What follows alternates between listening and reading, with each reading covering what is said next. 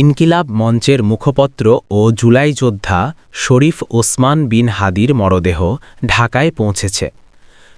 বীরের বেশে দেশে ফিরলেন শহীদ ওসমান হাদি। চিকিৎসাধীন অবস্থায় সিঙ্গাপুরে শেষ নিঃশ্বাস ত্যাগ করা ইনকিলাব মঞ্চের মুখপাত্র শরীফ ওসমান হাদির মরদেহ বহনকারী ফ্লাইটটি ঢাকায় অবতরণ করেছে। তাকে বহনকারী বিমান বাংলাদেশ এয়ারলাইন্সের বিজি ৫৮৫ ফ্লাইটটি বাংলাদেশ সময় শুক্রবার ১৯ ডিসেম্বর সন্ধ্যা ৫টা ৪৮ ঢাকায় নামে। কবি নজরুলের পাশে সমাহিত হবেন ওসমান হাদি। ইনকিলাব মঞ্চের মুখপাত্র শরীফ ওসমান হাদির মরদেহ বহনকারী গাড়ি হজরত শাহজালাল আন্তর্জাতিক বিমানবন্দর থেকে হিমঘরের উদ্দেশ্যে নেওয়া হচ্ছে। তার জানাজা শনিবার ২০ ডিসেম্বর বাদজোহর রাজধানীর মানিক মিয়া অ্যাভিনিউতে অনুষ্ঠিত হবে। পরে তাকে কবি নজরুলের পাশে সমাহিত করা হবে। শুক্রবার ১৯ ডিসেম্বর সন্ধ্যায় ইনকিলাব মঞ্চের ফেসবুক পেজে এসব তথ্য জানানো হয়।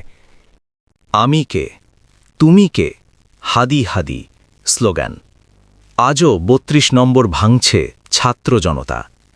ইনকিলাব মঞ্চের মুখপাত্র ও ঢাকা ৮ আসনের সম্ভাব্য প্রার্থী শরীফ ওসমান হাদির মৃত্যুর ঘটনায় ফের ধানমন্ডি ৩২ নম্বর ভাঙছে ছাত্র জনতা।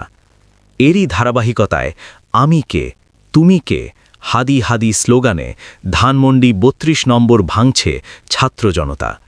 শুক্রবার ১৯ ডিসেম্বর সন্ধ্যায় সরজমিনে গিয়ে এমন চিত্র দেখা যায়।